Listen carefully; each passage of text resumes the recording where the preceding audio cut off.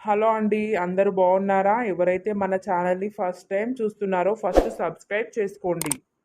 ఇక్కడ కింద కనిపిస్తుంది కదా మన ఛానల్ నేమ్. అలాగే మన వీడియోస్ చూసేటప్పుడు పక్కకి సబ్స్క్రైబ్ అనే బటన్ వస్తుంది, దాన్ని క్లిక్ చేయండి. అలాగే గంట సింబల్ నొక్కండి.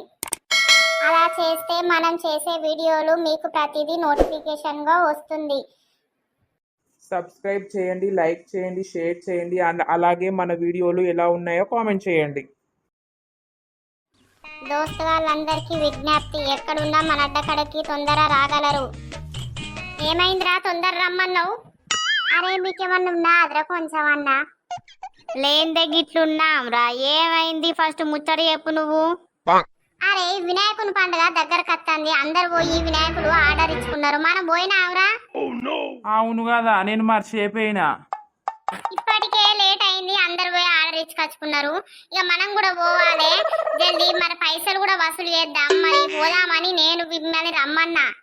సరే సరే తీరా, ఎట్లయితే నువ్వైతే పిలిచినావు కదా. సరే ఇప్పుడు మరి చందా నేనైతే 5,000 ఇస్తానా, మీరు కూడా అందరు మనిషికి 5,000 ఇవ్వరు, విగ్రహానికి అయితే 5,000 అరగంత అనబడుతుంది. మరే ఇప్పుడు రేట్లు పెరిగినాయిరా. సరేరా నేను తీసుకొస్తా. నేను కూడా మా అమ్మని అడుగుతారా మరి ఏమంటదో. అరే రాజురా సప్పుడు ఏవేంద్రా, నువ్వెంత తీసుకొస్తావు? నేనారా, నా దగ్గర అయితే రూపాయి లేదురా. మా అవ్వరు మా అయ్యని అడిగితే మాత్రం నన్ను చెప్పందుకుంది అంటారు. నువ్వు ఎప్పుడు తెచ్చినావురా? ఎప్పుడు ఉత్తగా నేను రూపాయి ఇయ్యవు, ఉత్తగానే అత్తవు, ప్రసాదం తింటావు, టైంకి ఉండవు, పని చెయ్యవు, ఏం చెయ్యవు. అవును రాయుడు, పని అనే వరకు ఎటో ఉరుకుతాడు, అస్సలు దొరకని కూడా దొరకడు. అందరూ నన్నే అంటారు కదా. మరి అనకపోతే ఏంద్రా, అటు పని చెయ్యవు, ఇటు పైసలు ఇయ్యవు ఎప్పుడు.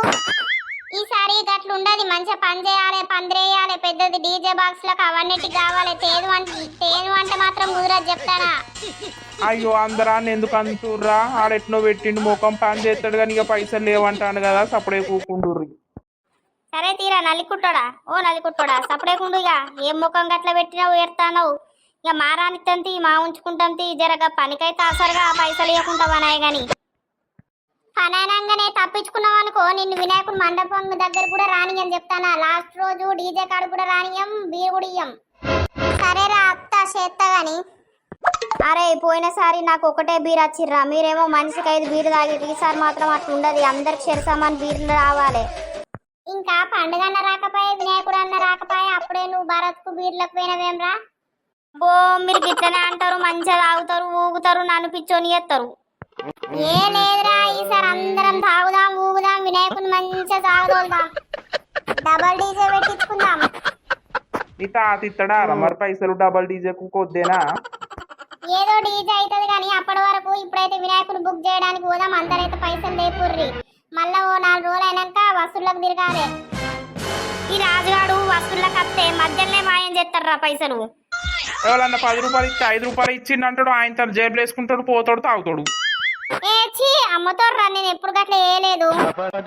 నువ్వు అన్ని తోటలు ఎత్తావు, మళ్ళీ చేసేది చేస్తూనే ఉంటావు కానీ ఈసారి అట్లా వేయకు చెప్తానా.